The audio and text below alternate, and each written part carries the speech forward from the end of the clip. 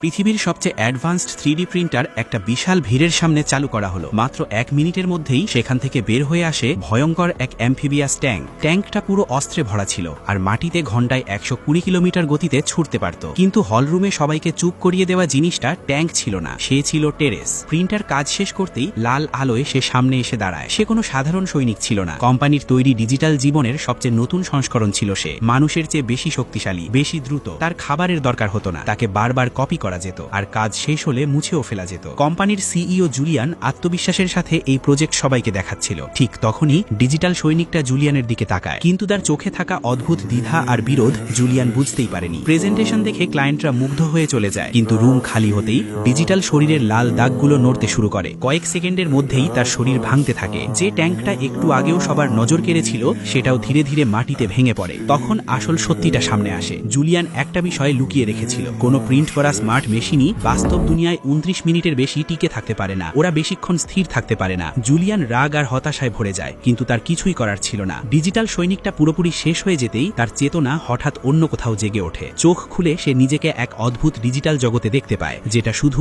এমন ডিজিটাল মানুষদের জন্যই তৈরি করা হয়েছিল, আর সেখানে সবকিছুর নিয়ন্ত্রণ তার হাতেই ছিল।